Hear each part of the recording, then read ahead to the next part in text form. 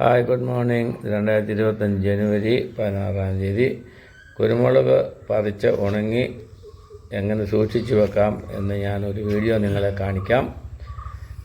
ഞാൻ ഇപ്പോൾ കാണിക്കുന്നത് ഏതാണ്ട് 10 വർഷം പാകമായ എൻ്റെ ഒരു കുരുമുളക് ചെടിയാണ്. ഇതൊരു കമുകിലാണ് ഞാൻ പടർത്തിയിരിക്കുന്നത്. ഇതിൻ്റെ കോത്തലുകൾ പഴുത്തു തുടങ്ങിയിട്ടുണ്ട്. ഇത് കൂടുതൽ പഴുത്തു കഴിഞ്ഞാൽ പക്ഷികൾ വന്ന് അത് തിന്നുകയും നമുക്ക് നഷ്ടമുണ്ടാകുകയും ചെയ്യും. അതിനാൽ പഴുക്കാൻ തുടങ്ങുമ്പോൾ തന്നെ ഈ കോത്തലുകൾ പറിക്കേണ്ടതാണ്.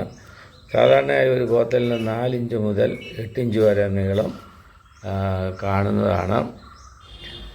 ഈ കമുകിനൊരു 30 അടി ഉയരം ഉണ്ട്. എൻ്റെ കുരുമുളക് ചെടിക്ക് ഏതാണ്ട് ഒരു 12 അടിയോളം പൊക്കമുണ്ട്. ഇതിൽ 10 അടിയുള്ള ഏണി ചാരി ഇത് പറിച്ച് സഞ്ചിയിലാക്കി കൊണ്ടുവന്ന് ഉണങ്ങി ഇതിനെ അടർത്തിയെടുത്ത് പേറ്റി ഉണങ്ങിയാണ് നമ്മളിത് സൂക്ഷിക്കേണ്ടത്. ഏതാണ്ട് 60 അടിയോളം ഉയരമുള്ള ഒരു ആഞ്ഞിലി മരത്തിൽ കയറ്റി വിട്ടിരിക്കുന്ന ചെടിയാണ് ഇപ്പോൾ നിങ്ങൾ കാണുന്നത്. ഇതിൻ്റെ തണ്ടുകൾ വളരെ ശക്തമാണ്. നമുക്ക് ഈ തണ്ടുകളിൽ പിടിച്ച് കയറാൻ സാധിക്കുന്നതാണ്.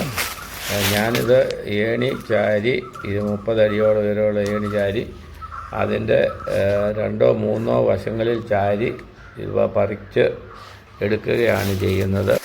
ഏണിയിൽ കയറി നിന്ന് ഇത് പറിച്ച് എടുക്കുക എന്ന് പറയുന്നത് വളരെ ബുദ്ധിമുട്ടുള്ള ഒരു തൊഴിലാണ്. വളരെ വിദഗ്ധനായ ഒരു തൊഴിലാളിക്ക് ഒരു ദിവസം ഒരു 6-7 മണിക്കൂർ ഒരു കൊടിയിൽ കയറി നിന്ന് കുരുമുളക് പറിക്കാൻ സാധിക്കുകയുള്ളൂ. ഈ കാണുന്ന ഒരു പ്ലാവ് മരത്തിൽ ഞാൻ കയറ്റി വിട്ടിരിക്കുന്ന കുരുമുളക് ചെടിയാണ്. ഇതിന് ഏതാണ്ട് ഒരു 60 അടിയോളം പൊക്കമുണ്ട്. നിങ്ങൾക്ക് മുകളിലൊരു വിദഗ്ധനായ തൊഴിലാളി നിന്ന് കുരുമുളക് പറിച്ചെടുക്കുന്നത് കാണാം. അതിൻ്റെ പാർശ്വങ്ങളിൽ ചക്കയും കാണാവുന്നതാണ്. ഈ ചെടിക്ക് വളരെ ഉയരം ഉള്ളതിനാൽ അടുത്ത വർഷം വീണ്ടും ഇതിൽ കയറുക എന്നുള്ളത് വളരെ ദുഷ്കരമായതിനാൽ ഞാൻ ഒരു 40 അടിയോളം ഉള്ള കവലയിലേക്ക് മുകളിൽ നിന്നുള്ള കമ്പുകളിലുള്ള കൊടികൾ പറിച്ച് എടുത്ത് ഈ കവലയിൽ തൂക്കി ഇടുകയാണ് ചെയ്തത്. കുൽദീപ് എന്ന ജാർഖണ്ഡുകാരൻ തൊഴിലാളിയാണ് മുകളിലിരിക്കുന്നത്. ഇദ്ദേഹം വളരെ വിദഗ്ധനായ ഒരു കയറ്റക്കാരനാണ്. എൻ്റെ ഇൻസ്ട്രക്ഷൻ അനുസരിച്ച് ഇദ്ദേഹം ഈ കൊടികളെല്ലാം പറിച്ച് ഈ കാണുന്ന കവലയിലേക്ക് മറിച്ച് തൂക്കിയിടുകയുണ്ടായി. എനിക്ക് ഹിന്ദി നല്ലപോലെ പറയുവാൻ വശമുള്ളതിനാൽ അദ്ദേഹത്തിന് എൻ്റെ ഇൻസ്ട്രക്ഷൻസ് എല്ലാം കറക്റ്റായിട്ട് മനസ്സിലാവുന്നുണ്ട്. ഈ കുരുമുളക് വള്ളികൾ ഇങ്ങനെ പറിച്ച് താഴേക്ക് തൂക്കിയിടുന്നതുകൊണ്ട് 2 ഗുണങ്ങളുണ്ട്. ഒന്ന്, അടുത്ത വർഷം നമുക്ക് പറിച്ചെടുക്കാനുള്ള ചിലവ് കുറയും. 2, അധികം ഉൽപ്പാദനം കുറയുകയില്ല. ഈ വള്ളികൾ ഇങ്ങനെ തൂങ്ങിക്കിടന്നാലും ഈ വർഷം കായ്ച്ച പോലെ തന്നെ അടുത്ത വർഷവും കായ്ക്കുന്നതാണ്. നമ്മുടെ നാട്ടിൽ ഇപ്പോൾ വിദഗ്ധന്മാരായ തൊഴിലാളികൾ ലഭിക്കുക വളരെ ബുദ്ധിമുട്ടുള്ള കാര്യമാകുന്നു. കവലകളിലേക്ക് ശേഖരങ്ങളിൽ പോയ തണ്ടുകളെല്ലാം പറിച്ച് ഇട്ടതിന് ശേഷം എൻ്റെ വിദഗ്ധനായ കുൽദീപ് തൊഴിലാളി ഇറങ്ങി, നിങ്ങൾക്ക് കാണാം, ആ കമ്പുകളിൽ പിടിച്ച് ഞാന്ന് അദ്ദേഹം താഴേക്ക് ഇറങ്ങുകയാണ്. ബാക്കി ഭാഗങ്ങൾ അദ്ദേഹം കൊടിയുടെ തണ്ടിലും പിന്നെ എൻ്റെ ഏണിയിലെത്തി. ഇരുമ്പ് കൊണ്ടുള്ള ഏണി ആയതിനാൽ ഒന്നും ഭയപ്പെടേണ്ടതായിട്ടില്ല. ഏണി മുകളിൽ കട്ടി വെച്ചിട്ടുണ്ട്. അദ്ദേഹത്തിന് കൈയെത്താത്ത ഭാഗങ്ങൾ ഞാൻ ഒരു തോട്ടിയിൽ കെട്ടിയ വാക്കത്തി കൊണ്ട് അദ്ദേഹം ചെത്തി ഇടുകയാണ്.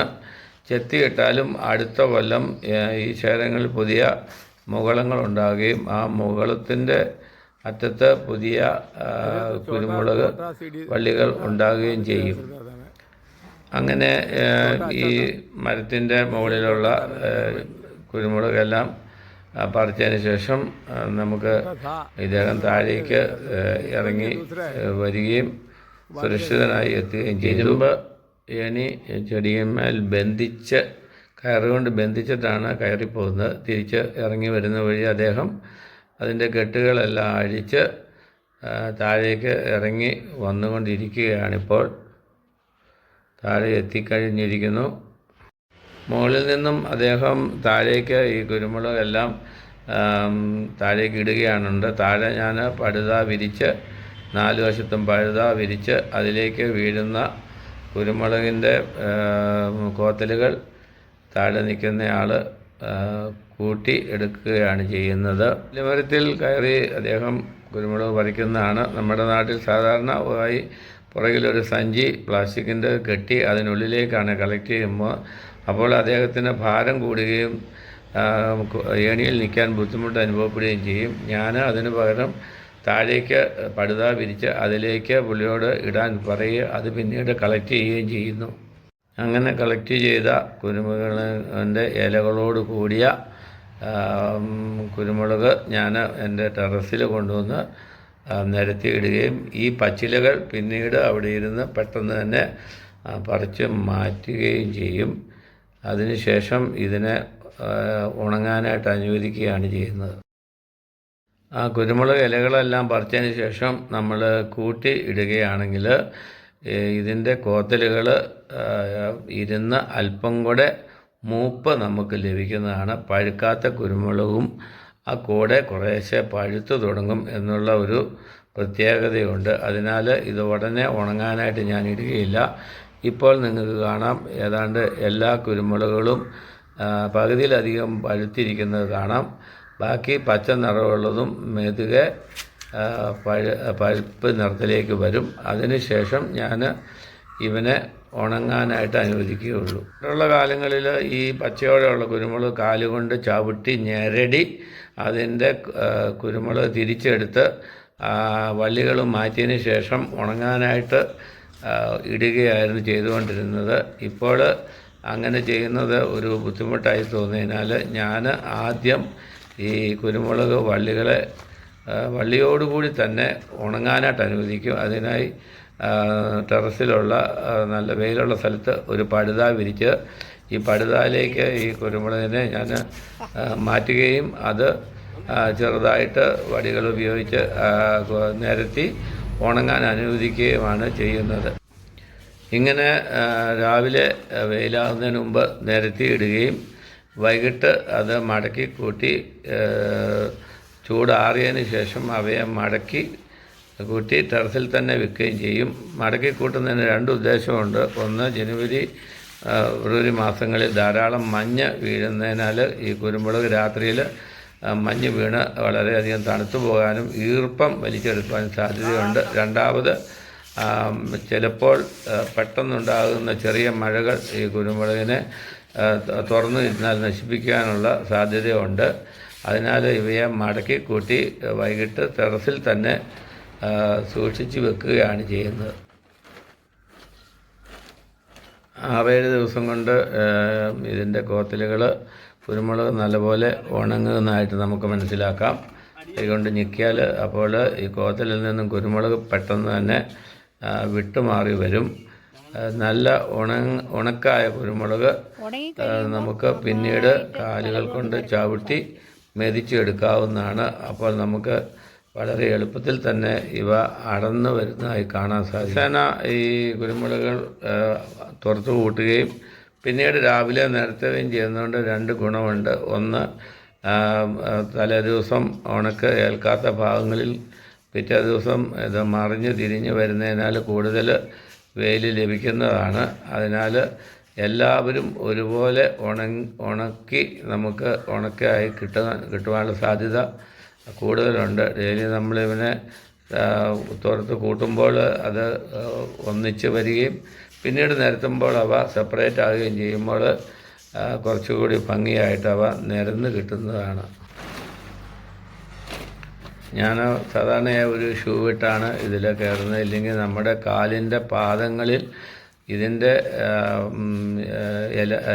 തൊലിയുടെ മയമുള്ള ഭാഗം പറ്റിപ്പിടിച്ചിരിക്കുകയും നമുക്ക് അവിടം ചൂട് അനുഭവപ്പെടുകയും ചെയ്യും. കുരുമുളക് നിങ്ങൾക്കറിയാം, നല്ല എരിവുള്ള സാധനമാണ്. അതിനാൽ നമ്മുടെ കാൽപാദത്തിൻ്റെ ഉള്ളിലേക്ക് അവരുടെ ജ്യൂസ് പറ്റിക്കഴിഞ്ഞാൽ നമുക്ക് കുറച്ച് കഴിയുമ്പോൾ ഒരു വലിയ ഒരു വേദന അനുഭവപ്പെടുവാനുള്ള സാധ്യതകൾ വളരെ കൂടുതലാണ്.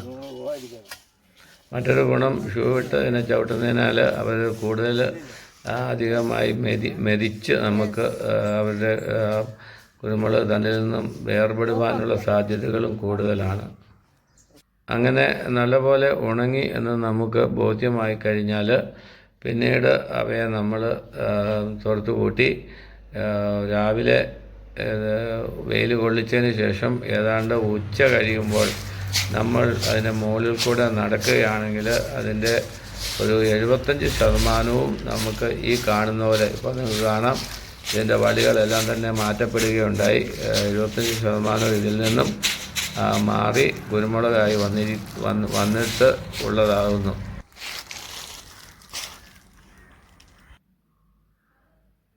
ഇപ്പോൾ അടിയിൽ കാണുന്നത് കുരുമുളകും മുകളിൽ വള്ളികളുമാണ്. ഇത് തോർത്ത് കൂട്ടി വെച്ചപ്പോൾ കാണുന്ന സംഭവമാണ്. ഇത്രയും ഭാഗം ഞാൻ 7 ദിവസം ഉണങ്ങാൻ വേണ്ടി നിരത്തിയപ്പോൾ തന്നെ എനിക്ക് കുരുമുളകായി കിട്ടുകയുണ്ടായി. ഇനിയുള്ള വർക്ക് വളരെ ഈസി ആയിട്ട് എനിക്ക് ചെയ്ത് തീർക്കാൻ സാധിക്കും. കുരുമുളക് ഉണങ്ങിയെടുക്കുവാൻ അധികം ബുദ്ധിമുട്ടൊന്നുമില്ലെങ്കിലും അതൊരു ലോങ് പ്രോസസ്സാണ്.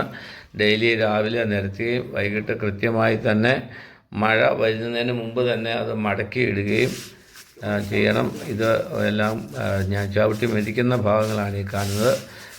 ഇത് ഷൂ ഇടാതെയാണ് ഞാൻ ചെയ്യുന്നത്.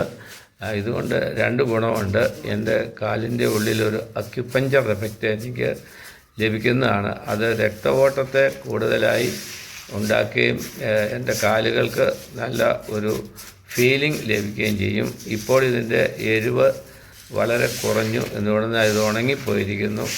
പച്ചയോടെയാണ് ഇതിൻ്റെ എരിവ് കൂടുതലായി നമ്മുടെ ശരീരത്തിലേക്ക് അബ്സോർവ് ചെയ്യുന്നത്.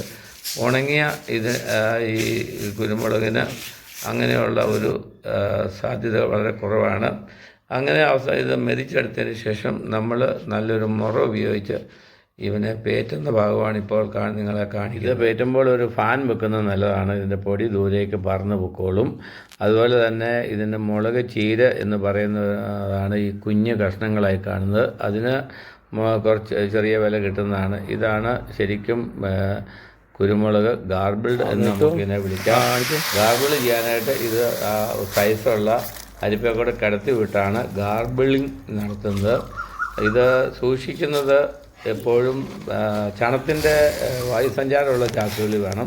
പ്ലാസ്റ്റിക് ചാക്കുകളിൽ സൂക്ഷിച്ചാൽ പൂത്തു പോകാനുള്ള സാധ്യതകൾ കൂടുതലാണ്. അതിനാൽ എപ്പോഴും ചണച്ചാക്കുകളിൽ സൂക്ഷിക്കുക. നിങ്ങൾക്ക് വേണ്ടി ഈ വീഡിയോ ഷൂട്ട് ചെയ്തുകൊണ്ടിരിക്കുന്നത് ഞാൻ പൂഞ്ഞാർ കുര്യൻ.